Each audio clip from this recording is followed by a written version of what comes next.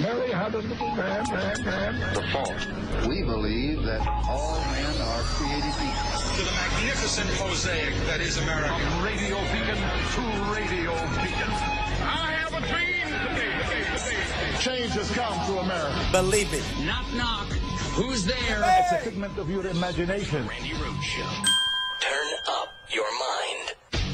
Shimon Prokopez, he's got the decision from the federal judge. Yeah, Wolf, 47 months is the sentence that the judge just imposed on Paul Manafort. We're waiting to get more details on exactly what the judge said during the sentencing, but a significant departure from what prosecutors certainly wanted here. We're talking about 47 months in prison for Paul Manafort. Remember, prosecutors are asking for anywhere from 19 to 24 years, 25 years. Paul Manafort now is going to serve only 47 months, well below what prosecutors were asking for in this case. Oh, my God. Seriously, dude. I mean, seriously, this is amazing. This is just freaking amazing.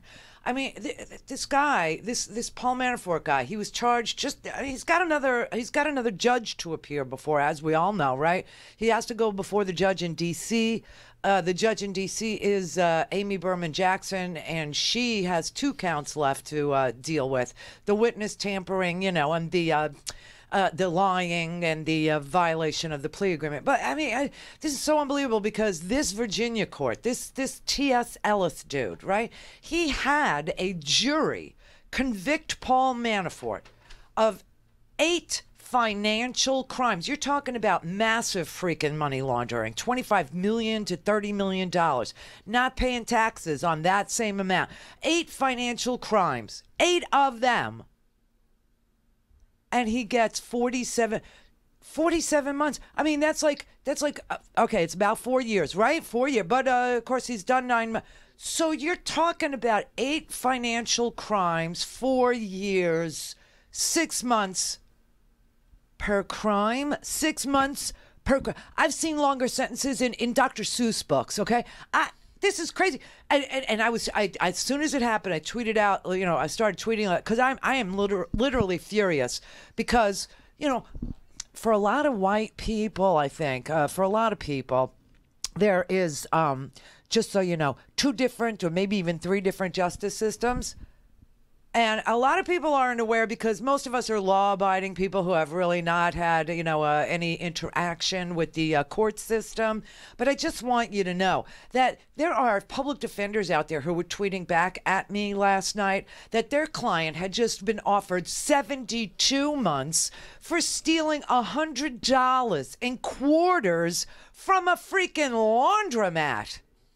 Because he had a public defender, see? And because the guy needed $100 so bad that he stole quarters from a laundromat. So there's one level of justice, okay? Then you got like Crystal Mason. Do you know who she is? Of course you don't. Crystal Mason is, the poster child for voter fraud. Not election fraud, which is the entire state of North Carolina, the entire state of Texas. Oh, no. We're talking about, voter fraud, not election fraud. States do that. Secretaries of state certify bum elections, bad elections, fraudulent elections, purge people from rolls. That's election fraud. Voter fraud, very rare, very, very rare. But the poster child for voter fraud is a woman named Crystal Mason. Why is she the poster child for voter fraud? Well, she turned up to vote at a polling station in 2016 in the election as an African-American woman. Well, hell, right there. I mean, lock her up. Lock her up. Lock her. But actually, her mother encouraged her to vote. Told her it was her civic duty. And this woman had been convicted of tax fraud before. She had been convicted of, not completing her taxes and paying her taxes too.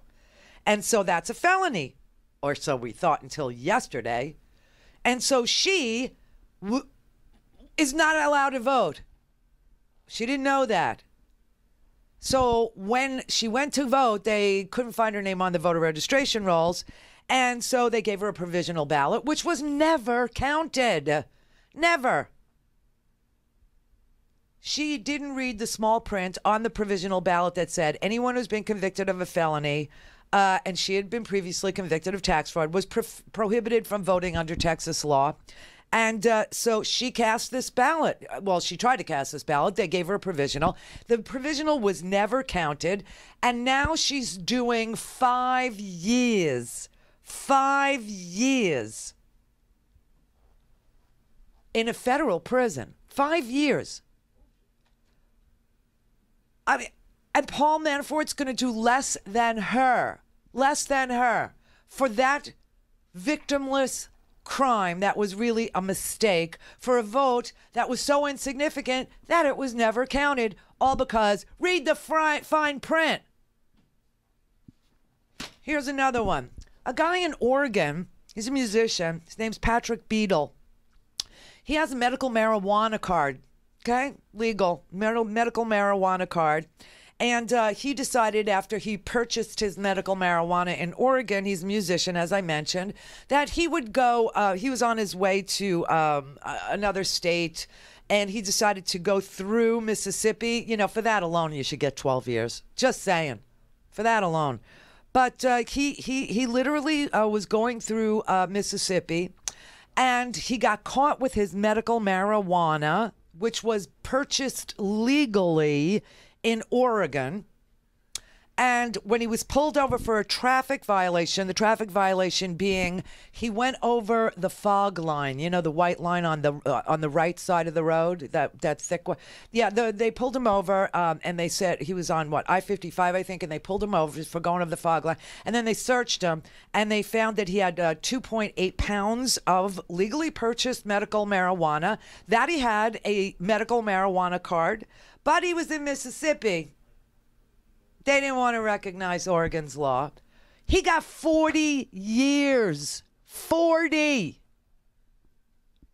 First-time offender, nonviolent, legally obtained in Oregon, musician. They charged him with trafficking, except that he had a medical marijuana card. He could prove where he bought it. The sale was proven to be made in Oregon. He had no large sums of money. He had no paraphernalia. He had no scales in his car, you know, to suggest that he was trafficking. It was for his own personal use. No previous criminal record at all. None whatsoever. The reason why he qualified for a medical marijuana card, even though recreational marijuana is now legal in Oregon, but back, this was like 2012, he had cartilage in his knees that are completely worn down from his years of playing college basketball. But he's black, you know, he's black. And so he got 40 years. He got 40 years. I think it's down to like 12 now. I'm not sure. I think that they lowered it to 12 because they allowed him to enter into a plea deal. Here's a man named Cooper Tillis. He's doing life in California, in a federal prison, in Louisiana. He was arrested in California. He was 34 years old at the time. He was found guilty of money laundering, tax evasion, and conspiracy to distribute more than 2.2 pounds of marijuana. He was packing and shipping cannabis from California to North Carolina, and he was doing what Manafort was doing. He was funneling the proceeds to different accounts to avoid detection. Absolutely no allegation of violence, just like Paul Manafort. This is a nonviolent crime. His record, his entire record over the course of his life indicates absolutely no violence, none whatsoever. And he got life in prison. Life in prison. It wasn't his first time. He had 2 prior drug arrests. Now, Obama issued a memo right before Mr. Cooper's trial, and it was the memo that instructed the courts not to pursue the enhanced sentences for people accused of nonviolent drug offenses, but It's North Carolina, baby. And the prosecutors there, they wanted to use that 3 strikes law, and they used it. And so at sentencing, the judge there said, I have no choice. I have to send this 34-year-old away for life without the possibility of parole. You got murderers. You got rapists. You got Jeffrey Epstein, a freaking known pedophile. Forced sex slavery. Gets 13 months in the county jail here in Palm Beach County and doesn't even have to serve the whole day. He gets to leave every morning and come back to the county jail every night. But this guy, nonviolent felonies, no pedophilia, nothing like this, okay? Nothing like this. Life in prison without the possibility of parole. His high school friend, who also got a short sentence related to that case, is now safely living in San Diego, working for a boutique marketing company. He said, meanwhile, you got a guy locked up for life when there was no violence, no weapons, no hard drugs, just selling marijuana. That's just wrong.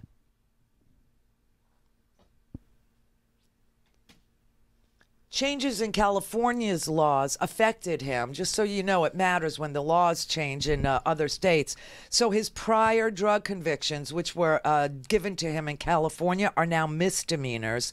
So now he has no prior strikes on his record. So the 3 strikes crap shouldn't apply to him anymore because those are not felonies. They're now misdemeanors where he was charged originally in California. But guess what? North Carolina doesn't want to reduce his sentence.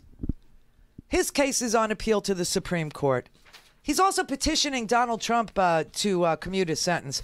Good luck with that. I mean, this is ridiculous. And Paul Manafort, who laundered the money from Viktor Yanukovych, a Ukrainian freaking oligarch who was doing Putin's bidding in Ukraine at the same time that American foreign policy was calling to protect Ukraine from Putin's intervention, from Putin coming in and annexing Crimea, right? I mean, the United States government had a completely different foreign policy, and Manafort is making millions of dollars, laundering 25, 30 millions. They found ledgers in Ukraine of the secret payments that were made by this dictator in Ukraine that was acting at the behest of Vladimir Putin. And this judge says this has nothing to do with Russian collusion, and he's lived a blameless life. He's lived a blameless life. If Paul Manafort, who led what they used to call the torturers lobby at Black Manafort, Stone and Kelly, representing some of the most gruesome people on this planet, for instance, Jonas Savimbi of Angola, who created one of the largest amputated populations in the history of the world, who had girls in Angola being detained to be used as sex slaves where rape was a punishment and Manafort was his lobbyist? Oh my God, if that's a blameless life, then I guess we're going to see Charles Manson in freaking heaven. Or maybe Judge Ellis was absent the day that they hand out blame. I can't even imagine that he said this. I can't even imagine. I mean, the people that Manafort has represented. Oh my God. All things Randi at RandiRhodes.com. Go for launch. Speaking truth to power, the Randi Rhodes Show. Shocking. And I'll tell you, as a former prosecutor, I'm embarrassed. As an American, I'm upset because, what did we hear Paul Manafort say after he landed the position as Trump's campaign chairman? How do I use this to get whole with the Russians? Hello. And a Judge Ellis will basically throw that out the window in favor of giving him a sentence that is so far below the guidelines that it is an outrage. And just as proud as I was to be in the courtroom when Judge Emmett Sullivan called out Mike Flynn for being a traitor to the country and for disrespecting everything the flag stands for, I am just as disappointed with Judge Ellis, who apparently knows better than the Guideline Sentencing Commission, who said for these crimes, this man deserves 19 to 24 years, and he said 47 months. It's an outrage, and it's disrespectful of the American people. It certainly is. I mean, and it just drives home this whole. I mean, because I asked on Twitter last night, what would black Paul Manafort have gotten? And people were life. Somebody said 3 shots in the back. He wouldn't have even made it to trial. You know what I mean? And this is common knowledge in the United States that black Paul Manafort wouldn't have gotten the same as white Paul Manafort. I mean, the joke is, in fairness, any rich white dude who committed, a tax fraud and money laundering to the tune of $30 million, he probably would have gotten the same. No, that's not even true. That's not even true. This judge has a hard-on for the special counsel, and he made it clear at the very beginning of the trial, okay, that he felt bad for Paul Manafort. Paul Manafort was only in his courtroom as a money laundering, tax fraud, tax evading, a foreign agent because he was friends with Donald Trump. That's how you got a judge who's a Cult 45 member from the very beginning of the trial telling you, no matter what he does, I don't care. I don't care, because we wouldn't be here if he wasn't Donald Trump's campaign manager. Just think about that sentence. Donald Trump's campaign. I mean, can you imagine if John Podesta yesterday was sentenced to 47 months for tax fraud and money laundering and lying to the court? I mean, it's just like amazing to me. This is amazing. And what really made me sick was that the judge said, well, he's lived a blameless life.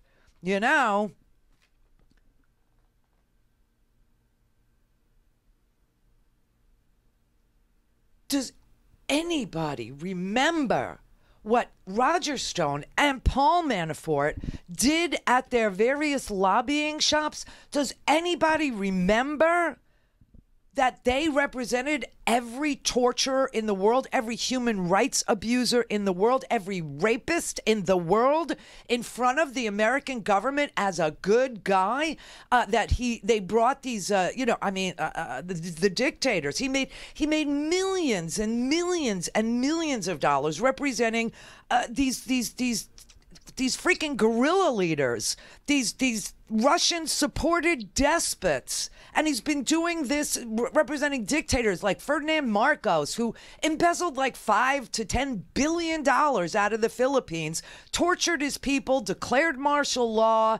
I mean, and Manafort was bringing them here, running them around town in stretch limousines and giving them good clothes and making them look like, dapper dons, and telling the American government, we really ought to support this rogue regime. We really ought to support them because they're trying to fight back against communism, and the Russians own them now.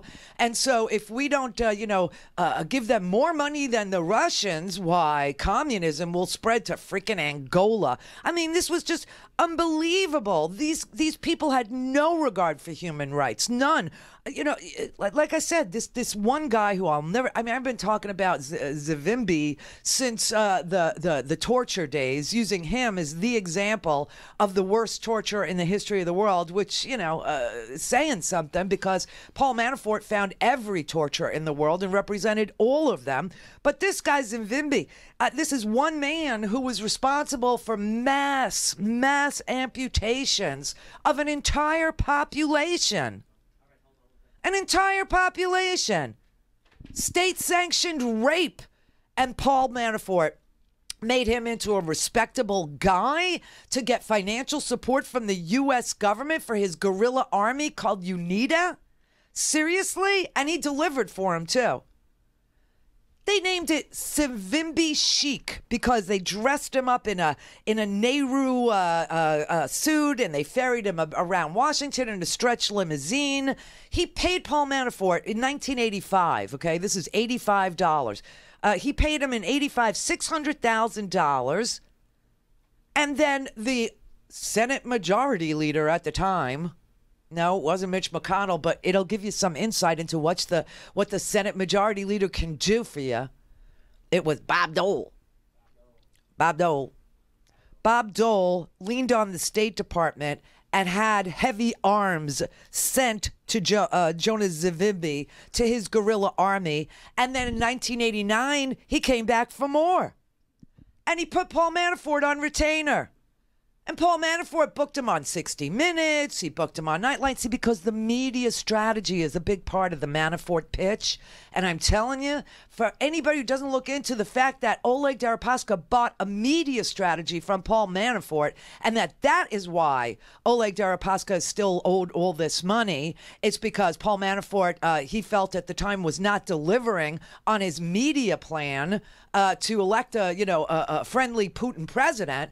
And then Manafort, who was in deep financial trouble when he joined the Trump campaign, decided to work for free for Trump just to get in the door so that he could deploy his media campaign on behalf of a Putin-friendly dictator, Donald Trump.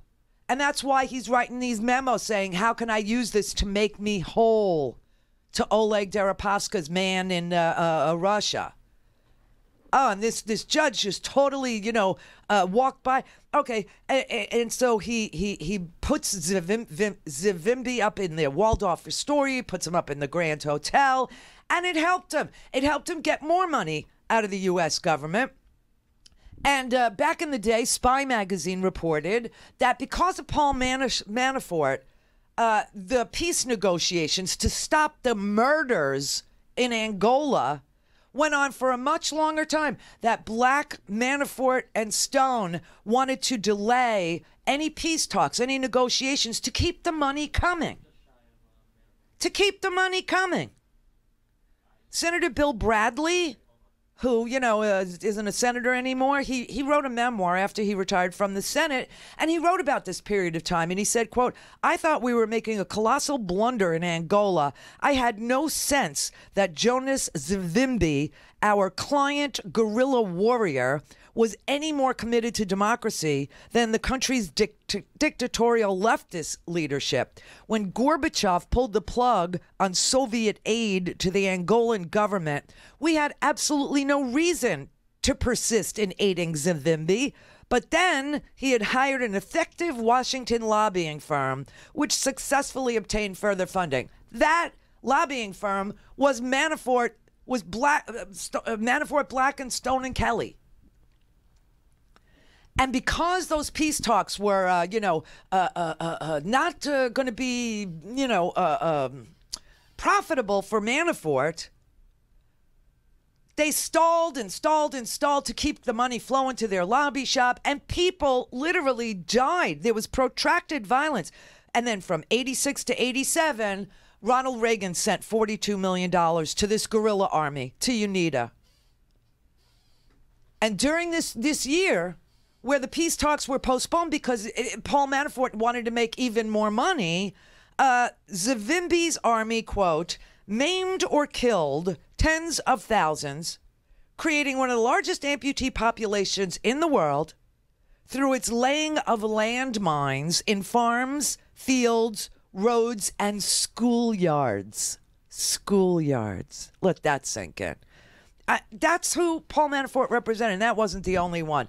And by the way, there was mutilation of limbs, there was mutilation of ears. I don't know if you remember this Angolan story, but the crazy jacked up soldiers, they'd hold up the ears of people, and the beatings that the rebels used to punish anybody who sympathized with the government, as a warning against betraying Savimbi and his guerrilla army. I mean, they were recruiting men and teenage boys to fight. Remember the child soldiers? And the girls were held in sexual slavery, and they were a source of forced labor. And those were not the only Manafort clients that were comfortable with torturing their own populations. From 91 to 92, they made $3.3 million. Black, Manafort, Stone, and Kelly did. From something the public, from the Center for Public Integrity called the Torturers Lobby. From 90 to 93, in Kenya, the Kenyan government paid Paul Manafort $1.4 million to lobby the U.S. government to send them more aid. At that time, the United States position on human rights abuses in Kenya was, cut the crap. We're not giving you anything. Because there was severe brutality. The prisoners were dying. There were crackdowns. There were hunger strikes.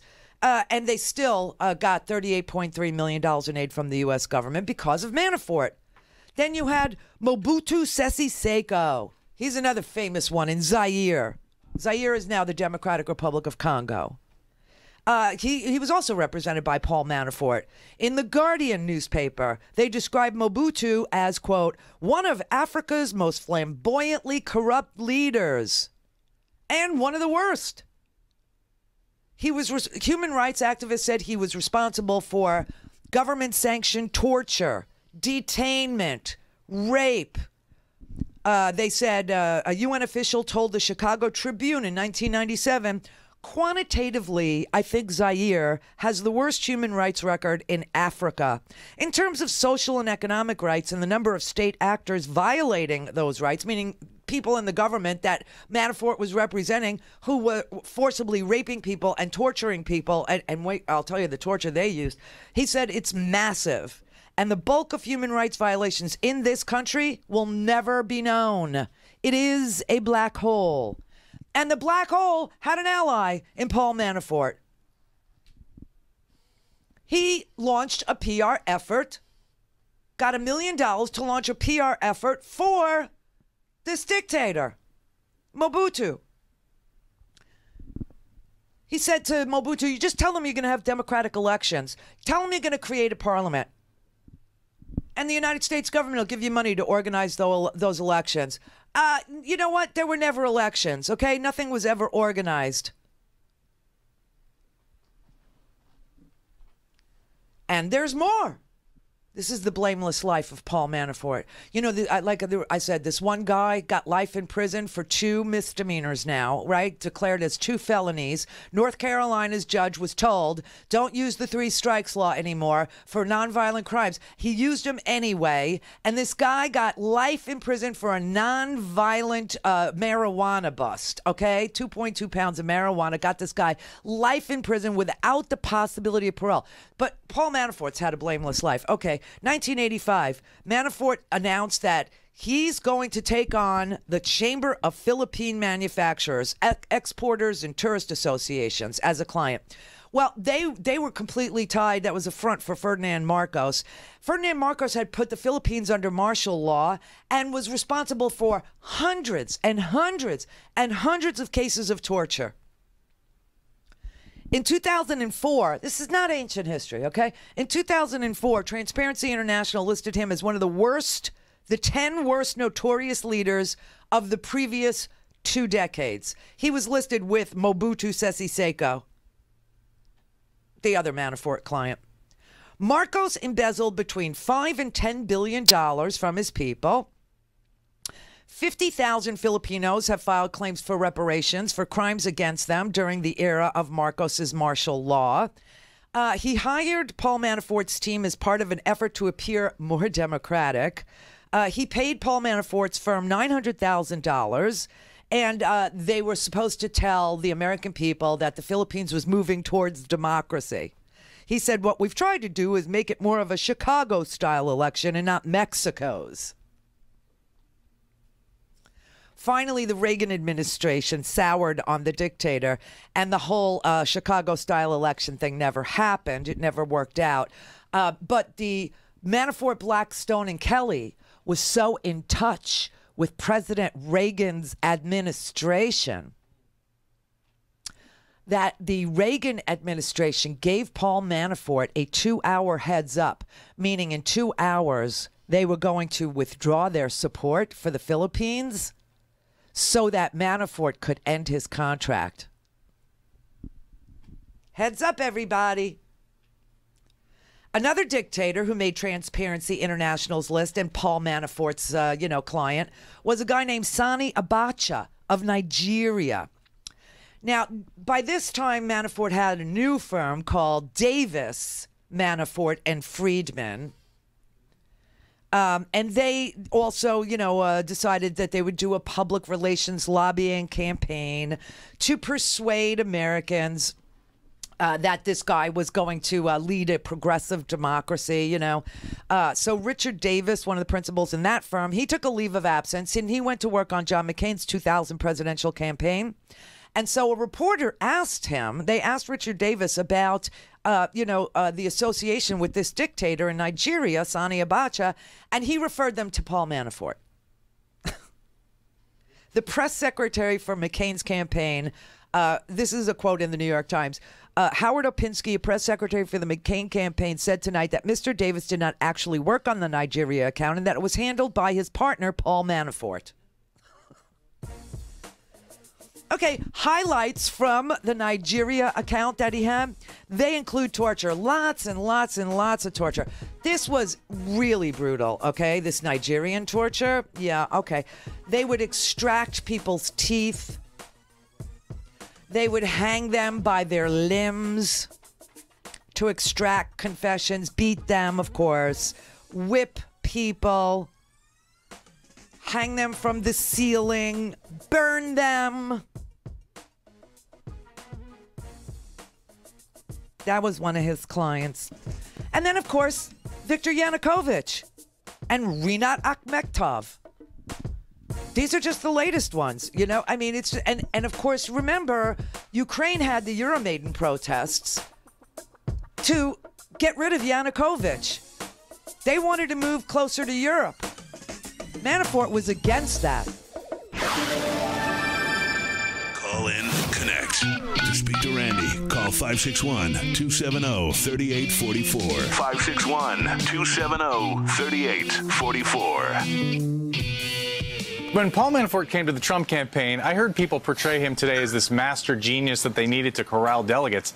The only client that he had was a Russian-backed Ukrainian oligarch. That's what he had been doing. That's what was exposed in his trial, that he was essentially out of the political game. He hadn't run a Republican campaign in years.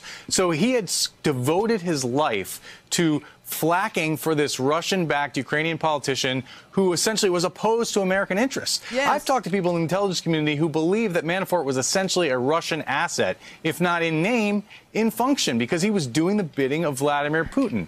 And he was enriching himself while he was doing it. And you know, he could have just taken the many millions of dollars that he was paid by these Ukrainians and just lived a nice life. But instead, he chose to massively evade taxes by routing all this money through foreign bank accounts in Cyprus. So this is entirely of his doing. And he lived a great life. I mean, the $10,000 suits, we all saw the ostrich jackets, the manicured landscaping, the house, the homes in the Hamptons and elsewhere. So, you know, no one should shed a tear for Paul Manafort in the sense that he profited from his crimes, and now he's paying the price. He is not paying the price now. He is not. I mean, this disgusting life of his. Do you remember when there were text messages between his daughters and they were saying Dad's money is really blood money? You know how Dad makes his money and it's blood money and people die so Dad can make money. I mean, a blameless life. What is wrong with this judge?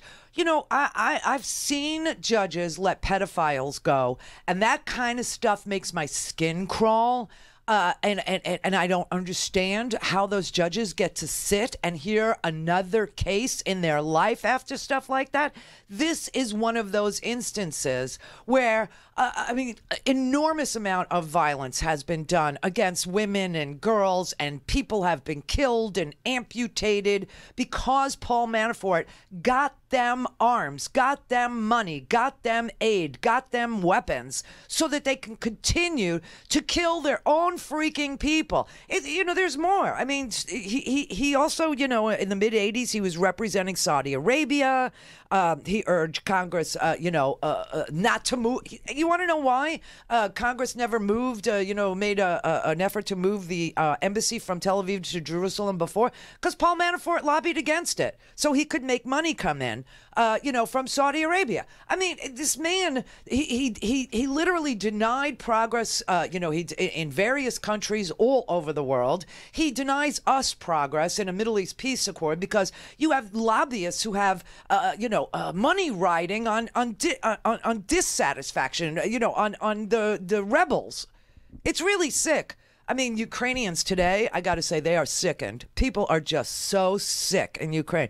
The people who were involved in the Maidan protests, at the Maidan, they were just appalled.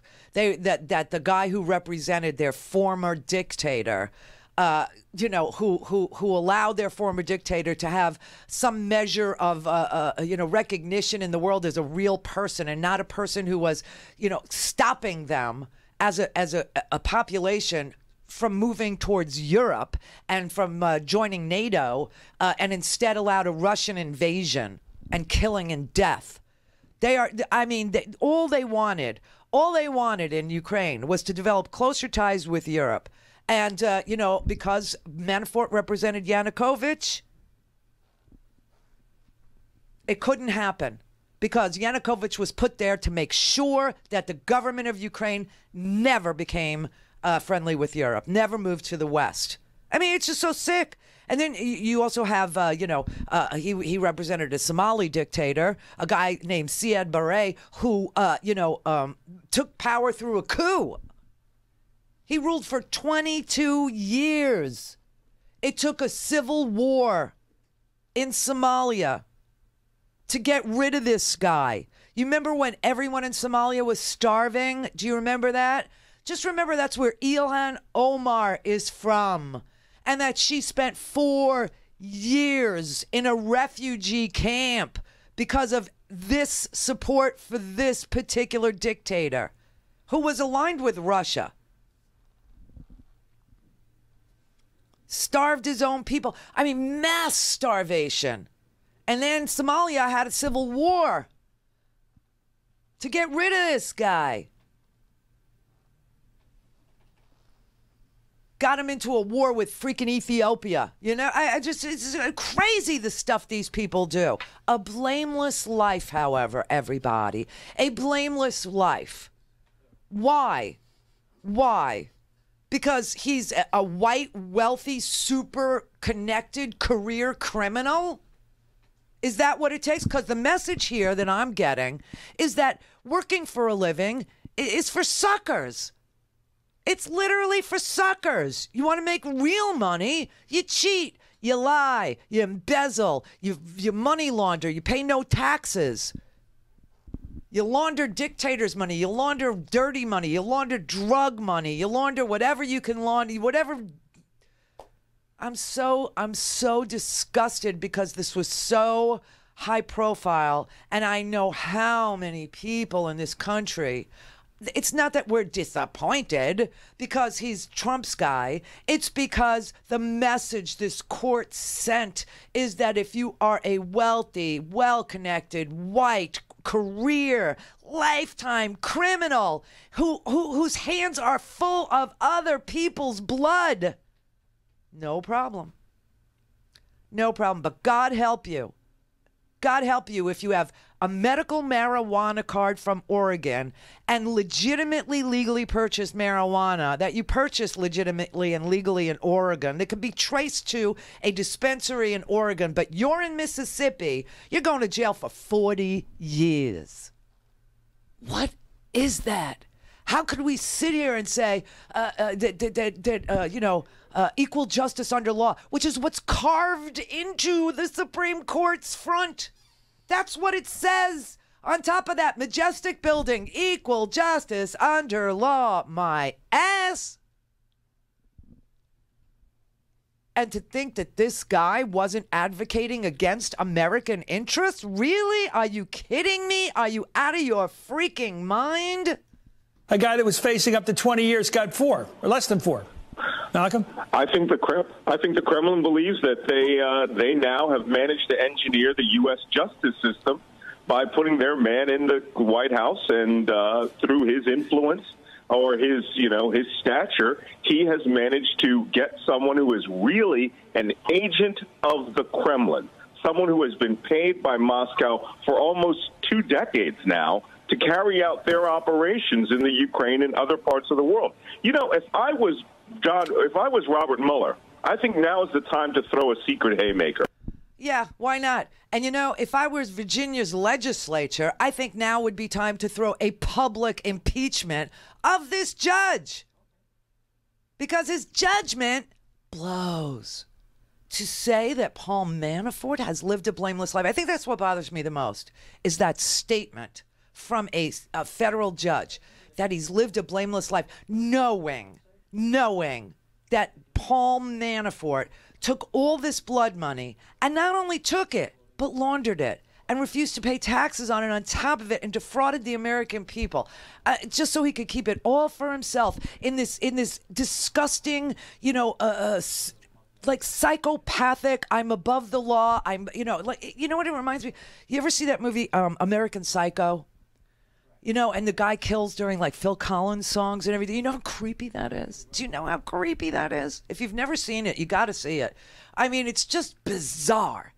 And that's what I feel like Paul Manafort's head sounds like, is that American Psycho dude when he hears Phil Collins music and he has to rape a girl and then dismember her and have lots of blood to feel happy, to feel whole. I mean, it's so sad. How do you ignore the fact that he said, how could I use this campaign to make me whole with Oleg Deripaska? How did he ignore that, this judge? How? Impeach this freak.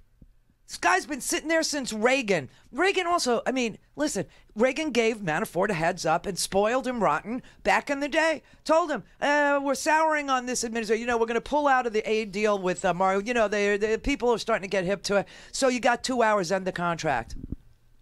What the hell? Why does our government aid and abet criminal behavior in this manner?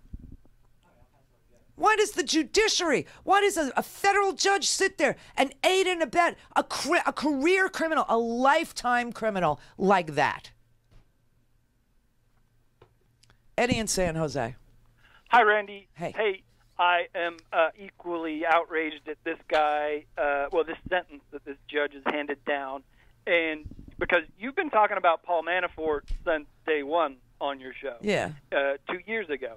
Yes. 2 years ago I now. mean, Yeah. I've been talking about, this torturers lobby since the torture in Abu Ghraib, okay? Yeah. Right. And when maybe 1% of Americans knew who Paul Manafort was, and even fewer knew his history. Yeah. And, the history, as you've been saying all along, he's represented for decades the worst scumbags on the planet. His own family knows it. His own family, they're texting each other. The kids are, Dad's money is blood money. Yeah, and one of them won't live in the same country with him anymore. I mean, come on. But the judge, a blameless life, really? Well, he put, and just to one more detail about Yanukovych, Manafort, I believe, was in country in Ukraine at the time that Yanukovych put snipers on the roofs in Kiev to shoot dozens of these the Maidan protesters. Right. I think I don't know exactly how many of the people who died in that overthrow of his government were shot by snipers, but they were all security services ordered out there by Yanukovych. And more importantly, answer me this: what is the difference between that kind of crime and a sniper in an American city doing sniper? What's the diff? And why does the judge not see that that is actually violence? To me, what I've kind of zeroed in on here is it depends on where his money lives. And clearly Manafort's money lives outside the United States and somewhere in tax havens, and therefore I don't know, I can't say to what the judge is thinking, but one of the key things I think what the judge is thinking is Supreme Court, but you know what, Ellis, you're too freaking old. Manafort traveled around the world. He had 3 passports, and he traveled around the world before the FBI raided him. He went to Dubai, Panama, the Grand Cayman Islands, all of this before the FBI finally seized. But think about this. Think about this. During the trial, after the sentencing, after the jury brought him in guilty on 8 counts, those other 10, one juror hung the rest of the jury on the other 10. But Paul Manafort, in his plea agreement to cooperate, pled guilty to those other 10, just so you know. And during that period of time, he also was witness tampering. Okay? Right. So why does the court think he's this poor guy? Well, yeah, witness tampering, which was enabled compared to the people you mentioned earlier, people doing 5 years for voting twice. Oh, my God. This guy could fly around the world, go to the tax havens where his money was living. He could arrange payments any way he wanted to the people who could help him get off because he can hire better lawyers. And how is a guy who says, I don't have any money anymore. Hire these lawyers who can get him off in front of this judge. So, and all this money is offshore, not onshore. Aside from all the bank fraud that he was engaged in, getting loans from guys like Steve Kalk in Chicago. Right. Why Forgot about that little bank. Yeah. Why didn't that factor into the sentencing? He defrauded. It wasn't a savings and loan. Yeah, it but was. It was actually made up of the deposits, I think, from a lot of veterans. Yeah, it was a little tiny bank, just a little tiny nothing bank, right? And the loan, I think, represented more than half of all the of all the deposits. 30, 40, 50% of all the money that bank lent out. Yeah. And Steve Kalk was a guy who was in the Trump campaign as an economic advisor. This man's whole life is a crime spree. Absolutely. How could this judge sit there and say he lived a blameless life and that there was no collusion and blah, blah, blah? The guy was obviously always working against the United States of America, always, for money. Like the quote you mentioned from Bill Bradley. Yes. That basically Paul Manafort's lobbying probably extended the civil war in Angola for at least 10 years. And I think in that same quote, if I'm not mistaken, that 10 years, there was actually hundreds of thousands of Angolans who died in that extra period. Yes. Because the war had been going on for like 15 years before that. It's awful. It's horrible. They're disgusting people.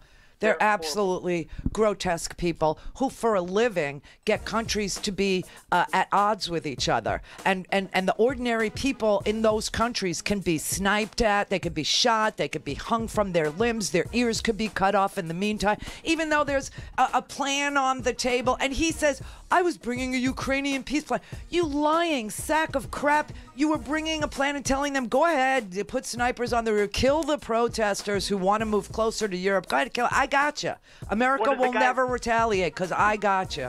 One of the guys who worked against Yanukovych when Yanukovych was elected, he called Paul Manafort the world's best dead horse salesman because he sells the unsellable product. Right. You got a candidate who's a dead horse. But you know Paul what? Manafort They also put the woman. What was her name? Yulia Tymoshenko. They put her in prison. Paul Manafort actually led a campaign saying she was the criminal, just like they do here. Hillary, lock her up, lock her up. It's the same thing. They had the people thinking that Tymoshenko was really the person that was stealing, and that Yanukovych was the good guy. It was exactly backwards. This is exactly what they did here.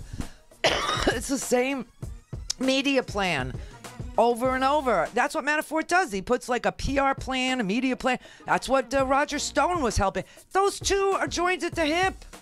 It's an ugly result. And that's why Hillary Clinton's emails. That's why, the Podesta emails. That's why the DNC emails.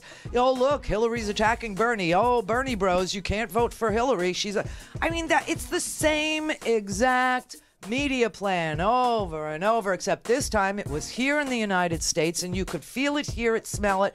I mean, the callers, anybody who did, any media at all, understood that the Bernie people were being turned up to 11 to hate Hillary Clinton, so they wouldn't vote.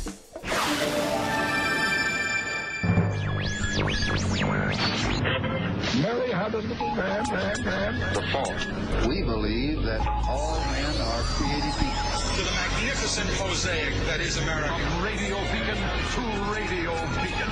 I have a dream today. Change has come to America. Believe it. Knock, knock. Who's there? It's a figment of your imagination. Randi Rhodes Show. Turn up your mind.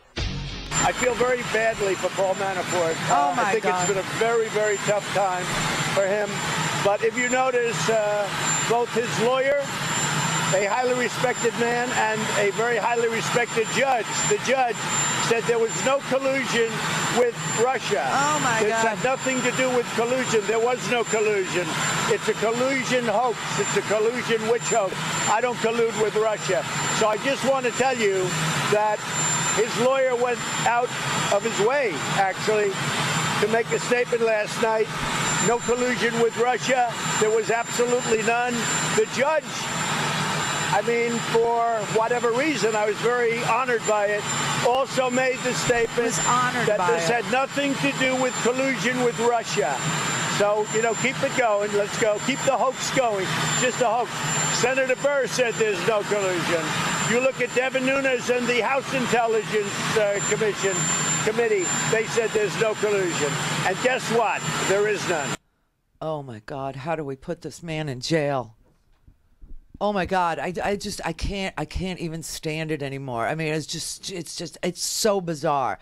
The man, it feels bad for the head of the torturers' lobby, a man who caused so much death and so much amputation and so many ears to be cut off and women to be enslaved and sex slaves and forced labor. I mean, I feel bad. He's a nice guy. I feel bad for him. But the judge said no collusion, no collusion, no collusion. No, really, the message the judge sent, rich white guys are free to break the law with impunity. That's what what do you mean no collusion? You had a Russia, Moscow, Trump Tower, $300 million deal you were doing. At the same time, you were lying and saying there was no deal. Your son is meeting with freaking Russians, for God's sake. I mean, honestly, what is wrong with you? You fired Comey because of this Russia thing. And the WikiLeaks thing, this was Paul Manafort's media plan. This was the Yulia Tymoshenko plan. I mean, this is exactly what they did in the Ukraine. It's exactly the same plan. Same exact thing. Lock her up, except in Ukraine, their democracy didn't exist yet. And they had Viktor Yanukovych, and so they did lock her up. She had done nothing. God, these people are just so... They're so above the law. They feel so privileged, so entitled, so free to do any sort of thing, including shoot somebody on Fifth Avenue. I mean, what does he claim? The light sentence for Manafort somehow vindicates him? Oh my God. And he feels bad. He feels bad. We are so broken. This country is so broken. The only glimmer of hope is that this last election actually produced a Democratic House. Now, I don't know if you know this, but we've been talking about H.R. 1 for a couple of days now. I actually talked about it the first day that the 116th was in session, but then Trump closed the government, down for 35 days, and 800,000 people went without paychecks. And, a lot of the TSA people haven't gotten their back pay. Just thought I'd mention. But the House passed a resolution to end his national emergency. Next week, freaking senators are going to vote whether to end his national emergency or allow him to steal money from the Treasury without Congress approving that money. I mean, whether he's allowed to enrich himself at the trough of the Treasury without Congress saying. And so far we know we got 4 Senate Republicans, Susan Collins, Lisa Murkowski, Rand Paul, and Tom Tillis of North Carolina, who are going to support the resolution to end the national emergency. Well, then Trump's going to veto it, and then they're going to say, well, we don't have 67 votes, so here we are in a national emergency. What do you want us to do? Meanwhile, the House is very busy doing 2 things. Not only are they conducting oversight on this career criminal president from the very beginning, not renting to black people. I mean, just from the very beginning, another crime spree of a life, right? And so they're trying to do oversight and trying very, very hard. Listen, there are impeachable offenses. I have a whole list of them if you want them. Let's see, Jared's clearance. Okay, that's not illegal, but that is impeachable. To give clearance to a guy who the intelligence community has warned you should not have a security clearance because he's blackmailable, he's desperate for money, he'll sell secrets because he needs cash. By the way, he did get his money. Just so you know, Jared did get his money for 666 Fifth Avenue. Came from Qatar, a front group for the Qataris who, the Saudis blockaded saying, no, you give them the money. Remember that? And we have troops. We have like a big giant air base in Qatar, like 20,000 Americans there. They blockaded that country. It's just so sick what this man has done. Just so sick. So Jared, the clearance for Jared, the clearance for Ivanka, that's using the Justice Department to file a phony, fake, frivolous lawsuit against the Time Warner AT&T merger. Now, I will tell you that the judges, understood what was going on. They said nothing. I mean, this guy is literally getting away with murder. I mean, he truly is. However, the House is very busy legislating as well. I just want to let you know, H.R. 1 passed today right along party lines. Not one Republican would vote to clean up government. Not one Republican would give a vote to make dark money a thing of the past. Not one Republican would vote for disclosure. Not one. Not one. And every single Democrat did. Every single one. The vote was exactly 234 to 193, completely along party lines.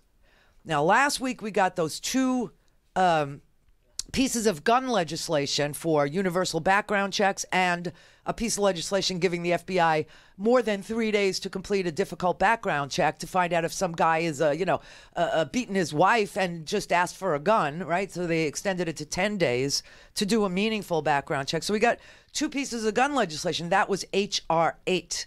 Now, here's what I want you to know. There are 10 bills that the Democrats ran on and that the Democrats are voting on. And they're all numbered 1 through 10. H.R. 1, 2, 3, 4, 5, 6, 7. 8's already passed. 9 and 10, we don't know what 10 is. 10 is a surprise. I have no idea what it is. And Nancy Pelosi doesn't want to tell us. But I got to tell you, these top 10 bills, they're amazing. The top 3, 1, 2, and 3, one passed today. One is to clean up the corruption in Washington. Republicans are against cleaning up corruption in Washington. They like the corruption in Washington. They've been corrupt for a really long time. It's the only way they know how to function. So that was today. The next one is prescription drugs, to negotiate, to give the American government the ability to negotiate the price of prescription drugs with Medicare and Medicaid. They're against that too. And then the third one is the infrastructure bill. And the Republicans are against that one too. So we got the H.R. 1 today. That's a complete government overhaul. It updates voting rights, campaign finance, ethics laws. It is the gateway to clean government for the American people. And Mitch McConnell called that a power grab. And Nancy Pelosi is just too damn smart for him. She said, yeah, it's a power grab, all right, for the American people. We're grabbing power for them because they don't have any. And, of course, he said he won't take it up in the Senate. He's just not going to bring it up. No, I said this backwards. The H.R. 2 is the infrastructure bill. That is a giant package that deals with roads, bridges, highways, harbor maintenance, passenger facilities, airports, wastewater, all that. That's number 2. H.R. 3 is the prescription drug package that allows for Medicare to negotiate with pharmaceutical companies, and then the savings that the government has for lowering the price they pay for the Medicare coverage would be passed on to the American people. The GOP does not want the government to have the ability to negotiate. What kind of people are these? No negotiation with big pharma? None. No, let them do what they want. Let them do what they want with the American people. H.R. 4 is the Voting Rights Act. That's the one that the Supreme Court overturned. It's just the 1965 Voting Rights Act with a couple of changes in it so that it will pass constitutional muster. They're going to update the formula that determines, which states, which counties, which local governments are systemically suppressing votes, purging votes, filling out absentee ballots, lying to their people, that they want to give a new formula for these states to have to pre-clear any changes to voting, including the hours of early voting. Everything. Where's Nancy? She explains it really good in this little clip here. Where'd Nancy go? There she is. We're very excited this week to be having H.R. 1 debated on the floor. Tomorrow it will pass We'll send it on to the Senate with all of the mobilization the outside can provide for cleaner government. This is H.R. 1, a priority for our freshman class. They'll be on the steps of the Capitol tomorrow to proclaim their support for it. This is essential to our For the People agenda. Lower health care costs by lowering the cost of prescription drugs and preserving the pre-existing condition benefit. Lower health care costs, bigger paychecks by building infrastructure of America in a green, modern way for the 21st century. But the public belief that we can do that depends on our passing legislation to amplify the voices of the American people and reduce the voice of dark special interest money that has influenced decisions in Congress before. It is also H.R. 1 about ending voter suppression. What are some people afraid of when people have a right to vote? Really? It contains John Lewis's language, fighting voter suppression. It also contains a path to H.R. 4, which is to restore the Voting Rights Act to its fullest efficacy, as it was pushed back by the Supreme Court. Right. And it also is a way to empower small donors over big donors, so that the public again knows that everyone's voice is as important as anyone else's voice. Again, it was a confidence. It's about confidence, about ending skepticism. I've said in Texas a couple of days ago at such a town meeting on the subject of H.R. 1 and how it related to voter suppression that when we talk about voter suppression, we largely talk about reducing the hours that polling is available, the number of polling places, the number of days. It's about time and location, et cetera, in certain areas where polling places are closed. But one of the big suppressors of the vote is the suffocation of the airwaves by big, dark money, misleading the public, not telling the truth about what is at stake in the election. And public throws up their hands and then just decides not to vote. So this is about honoring our democracy. It is, and the Republicans are against it. H.R. 5, just so you know, is the next one after 4. 4 is the Voting Rights Act. 5 is LGBTQ equality. This is written by David Cicilline, who is an outwardly gay Rhode Island congressman. It's called the Equality Act. And it prohibits discrimination against LGBTQ community in housing, employment, public accommodations, jury service, federal funding, education. It is a fully comprehensive civil rights bill that once and for all will prohibit discrimination based on sexual orientation in all areas of life.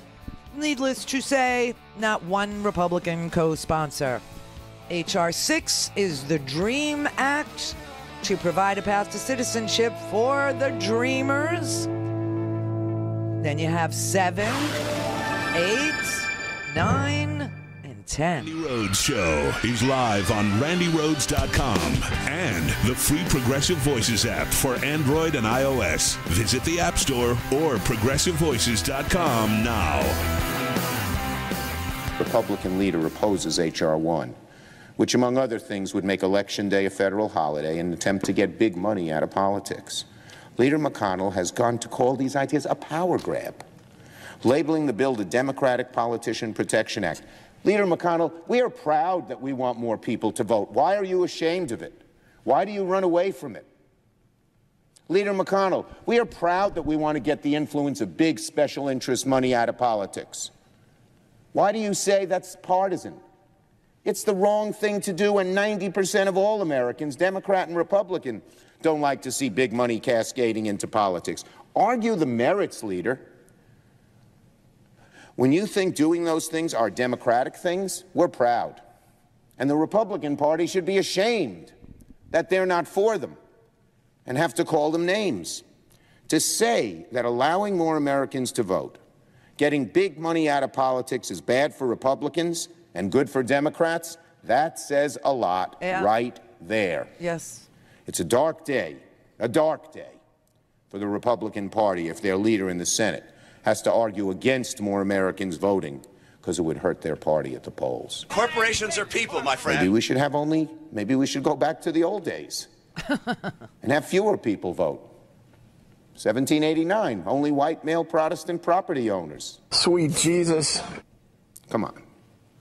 This idea that having more people vote is a democratic power grab when it's part of the fundamental root of our democracy, it's an act of desperation. Conservatism is a racket. Leader.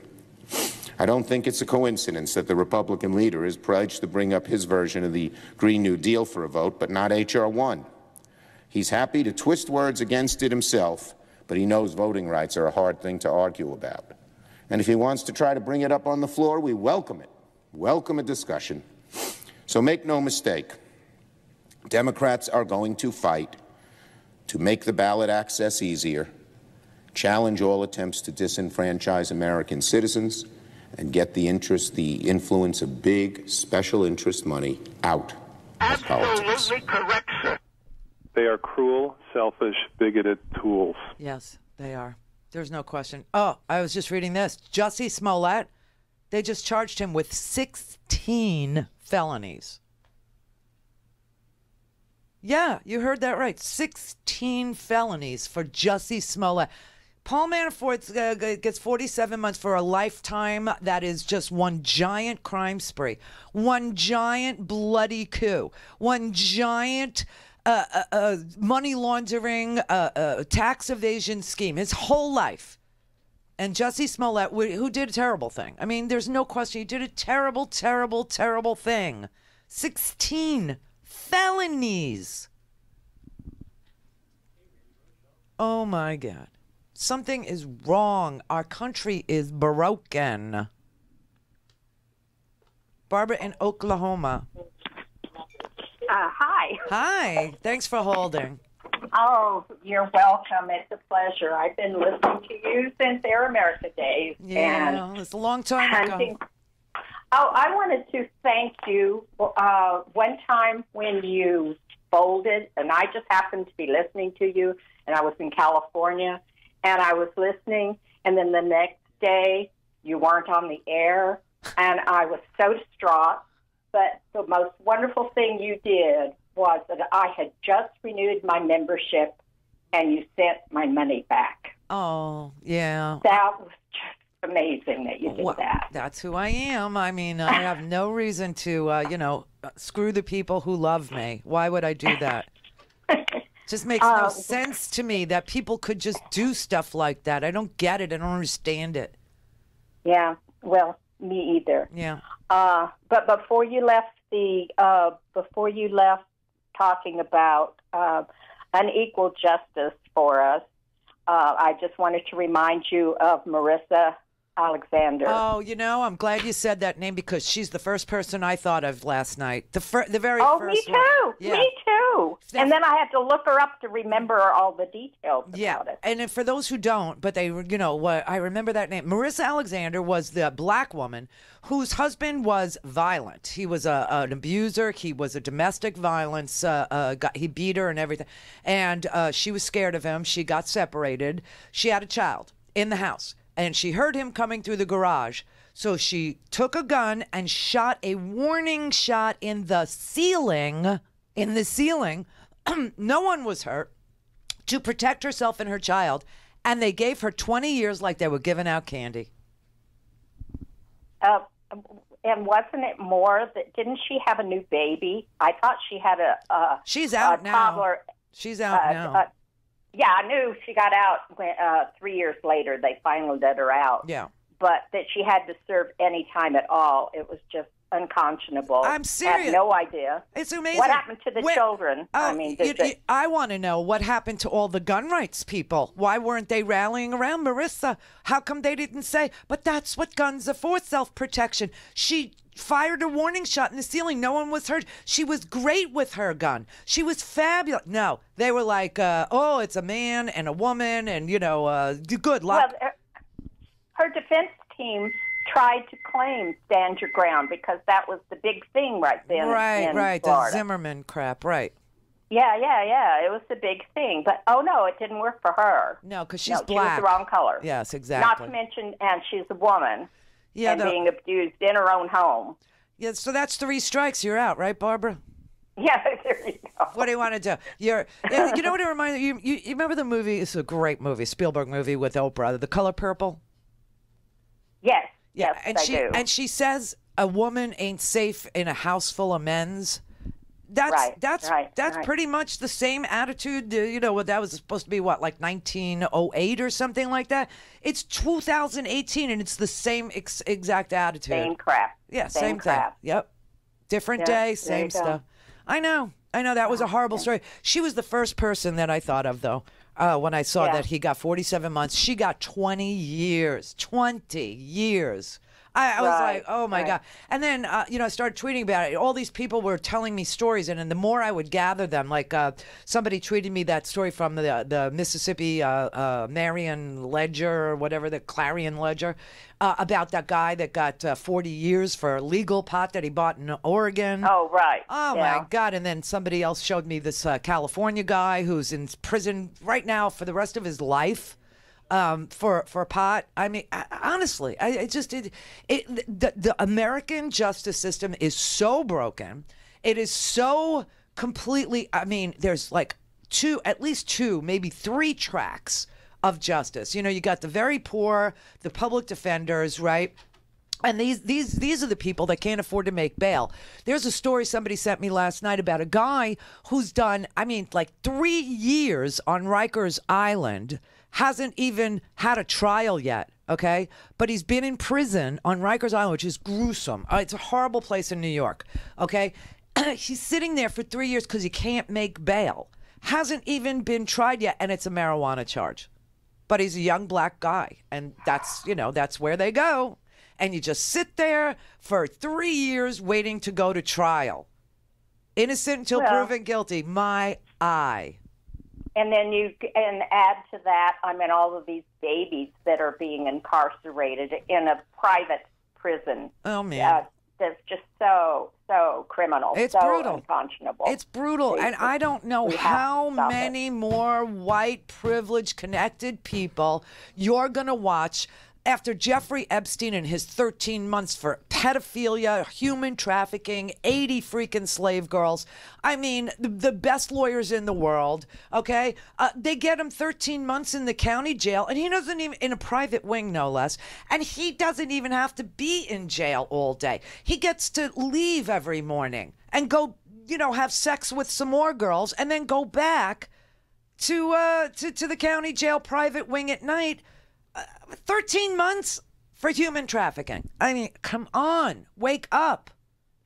Start voting for people who don't support this, who want to do bills like H.R. 1 and H.R. 2 and H.R. 3.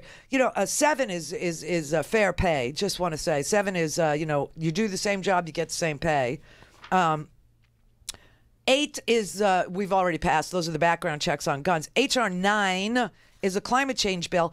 And H.R. 10, Nancy Pelosi is just saying it's something special. She won't tell us what it is.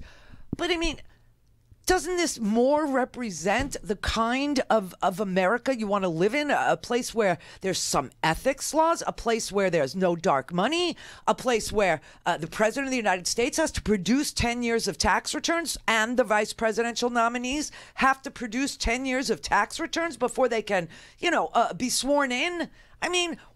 What is wrong with that? You'll have to ask Mitch McConnell. Let me tell you something. If I have to move to Kentucky and campaign for Amy McGrath, you remember her? Combat pilot. She ran for a House seat in Kentucky, at the Kentucky 6, I'm not sure, and she just barely lost. I want Amy McGrath, you remember she had this great commercial, standing in front of her fighter jet. The girl's awesome. She's just amazing, okay? And now we're finding out, guess what? This is news to every girl who ever served in the military, isn't it? Yeah, this is all breaking news. That, Martha McSally, first combat pilot, Republican, first combat pilot, was raped in the Air Force. Nobody wanted to hear it. When she reported it all those years later, she was disgusted at the way that they, talked to her about. Nothing was done, right? Oh, it's breaking news, everybody. Don't you want this to stop? Don't you want people to be accountable instead of this all boys club?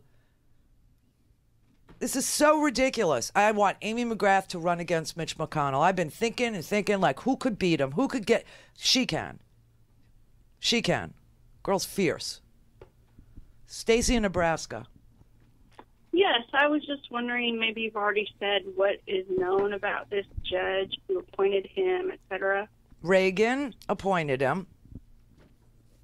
And what is known about him is that on the 7th day of Paul Manafort's trial, there was a case very similar, except this was a black woman who had, laundered, $335,000? How much? $385,000? $385,000. Okay, $385,000. Similar, money laundering, didn't pay taxes on it. She got 7 years on the 7th day of the Manafort trial. That morning.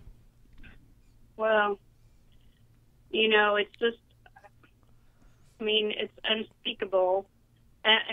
That he wasn't prosecuted for all of those other people he represented, let alone.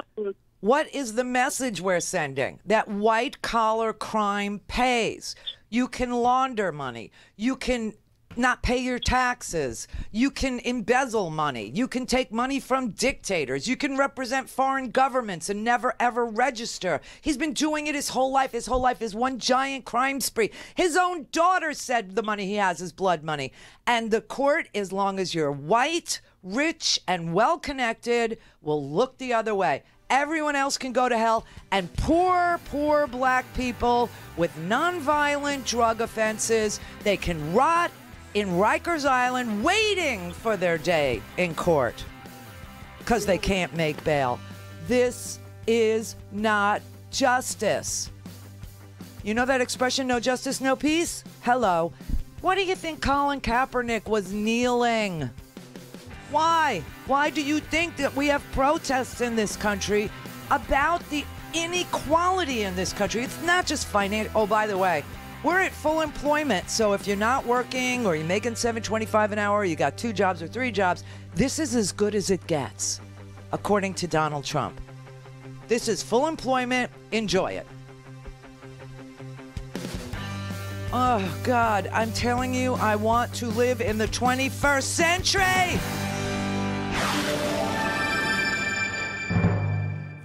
Is the Randi Rhodes Show. To speak with Randi, dial 561-270-3844. That's 561-270-3844. To be a rich white man in America, you get a whole different kind of justice. The judge. Do you think the judge was partial to him because they thought he's a regular middle-class, wealthy middle-class guy? Or what? Again, he got to keep 2 homes worth $4 million. He was found guilty of $30 million he basically stole from the American people when he didn't report that. Bank fraud, tax fraud. A jury convicted him of 8 counts, and then he admitted those 2 counts that the jury didn't convict him of. I'm actually guilty of those as well. And then at sentencing, he presents himself as the victim. If his name was Kwame or Pedro, he would be going up the river. You know that's true, okay? Kwame or Pedro. Here's a guy, his name is Khalif, okay? Khalif Browder. He was 16 years old when he was arrested in New York. He spent 3 years behind bars, never being convicted of a crime. They later charged him with robbery and released him in 2013 when the charges against him were dropped. You know what his crime was at 16 years old that he spent 3 years on Rikers Island for? He stole a knapsack. But his name was Khalif Browder. He stole a knapsack. He did as much time on Rikers Island pre-trial than Paul Manafort will do for stealing and laundering and evading taxes on $30 million. And that's just what we know about. And witness tampering. Stealing a knapsack and not paying taxes on $30 million. Oh my God. It's the same thing, except that you go to jail for 3 years waiting for your trial, only to have the charges dropped because whoever knapsack you stole is over it. There is an outrageous disparity in this country. when it comes to the bar of justice.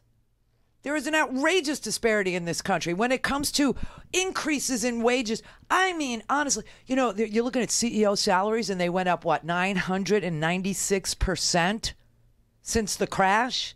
You know what wages went up in this country since the crash? 3%.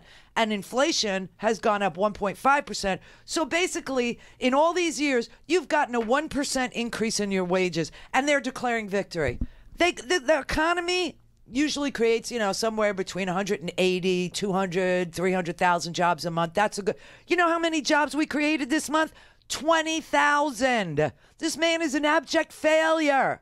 20,000. We just learned moments ago that the economy added just 20,000 jobs last month. That is a fraction of the number that economists expected, the fewest in a year and a half. Big drop from where we were last month and recent months. Business correspondent Allison Cusick. 20,000 jobs. And you know what they're saying? Well, this is it. We're at full employment. Everyone who wants a job has a job, and this is as good as it gets.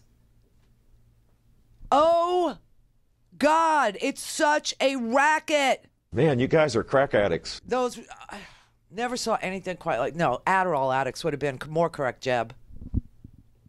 Scott in Los Angeles. Randi Rhodes. Scott Hello, in Los lovely. Angeles. Happy International Women's Day. Oh, yeah, thank you. So, yesterday, I went to the RBG exhibit here in L.A. It was mind-blowing. I cried. Really? I didn't know as much as I learned, and I walked out of that museum feeling like we have good judges, even with Kavanaugh. Like, the things she's done are amazing, and they had the cases all around the building, and you could see what was at stake, and this and that. And then I was able to turn my phone back on as soon as I walked out of the building. No phones allowed, and all the alerts pop up. Manafort, 47 months. Judge says, nice guy.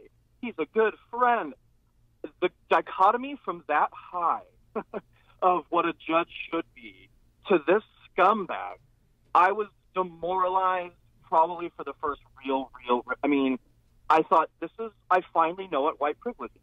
Like, I really do. I've never fully grasped it.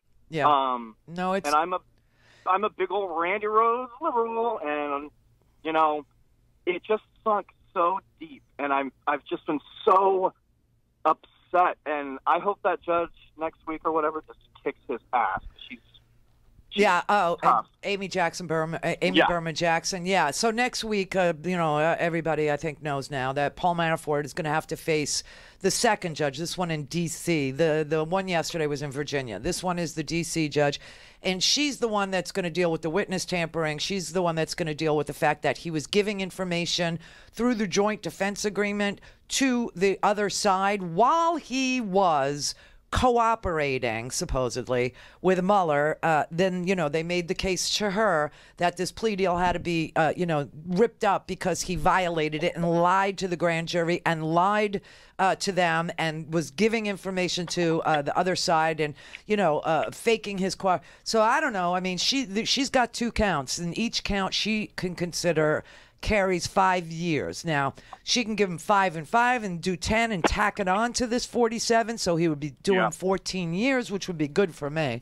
Or she could do something less, let's say 4 and 4, or she could just roll them all into 1 and do 5. And it just, I don't know. But I tell you, this Ellis guy, this was such an inside job. This man needs to be he needs to be impeached. I mean, if I lived in Virginia right now, I would be calling every person in the House of Delegates in Virginia, because that's where impeachment would start, and I would be calling for this guy's removal right freaking now. Right now. This guy is so in the tank. And, you know, it just reeks because you know that Donald Trump knew that this judge was somebody that was doing business with him, somebody that would do it for him, somebody that would, you know, give the least. I mean, the recommended sentence was 19 to 24, and the guy gives him 15 years less than the recommended sentence for these crimes. 15 years less. And even while he's waiting, he's still cheating. I mean, the guy's going to run a scam in the prison. And they go, oh, well, he's so old. He's 69. He's not going to. Oh, that wheelchair was so fake. Oh, my, you know what it reminded me of? You ever see the movie Casino? And all the guys, in the Midwest, they're all, they're getting caught now and they have to go on trial. So all of them have oxygen masks. All of them. They're all sitting in wheelchairs with oxygen masks to throw themselves on the mercy of the court. That's what it reminds me of. And a green jumpsuit and a wheelchair. Are you freaking kidding me? And the judge plays, a ball with them and says, okay, well, you're old. The likelihood of recidivism is low. Are you kidding me? He's probably running a scam right freaking now. Yeah. And I just one more thing, some people are saying, well, Mueller he asked for too much time. Mueller didn't ask for anything. He didn't recommend anything. Those are the guidelines. Right. Those are the guidelines. They're the sentencing guidelines. That's right. Those are the guidelines. There's no partisan shit. By the way, Mueller's a lifelong Republican, appointed by lifelong Republicans. Get that out of your damn heads. Yeah. It was so upsetting. It is. Because, you know why? Because it's wrong. It's wrong. And everyone knows it's wrong. Everyone knows it's wrong. Pigs. Yeah. And it's being committed at the highest levels of government, at the federal court level, the presidency. I mean, the campaign manager for the Trump campaign. I mean, come on. It's wrong. To go 15 years below the bottom of the guideline is really an extraordinary downward departure. And two things jump out at me about this. First of all, if you were to do a textbook for law students, how to flout the criminal justice system, you couldn't do any better to trace exactly what Paul Manafort has done here. Lied to the FBI, lied to Mueller, violated bail, tampered with witnesses, got remanded, showed no remorse at sentencing, did not accept responsibility. It's unbelievable to almost reward that with such a massive downward departure. The other thing that I think is hard to ignore is the disparity that we see, and I think the Manafort sentencing is bringing a lot of attention to this. Your typical, in the federal system, your typical first-time, low-level, non-violent drug offender will get more time than this. So Manafort really got a gift here, and it's hard to understand what the judge was thinking. It is. So it's an inside job because there is no rationale for a 15-year departure from the sentencing guidelines for this person's crimes, these 8 financial felonies. 6 months per felony is pretty much what he got so far. Let me tell you about, I was telling you, Kwame or Pedro. So we gave you Khalif, who spent 3 years for stealing a knapsack waiting for his trial because he couldn't make bail. Here's Juanita Peralta. Okay, I'm butchering her name, but Juanita Peralta, a mother of 6.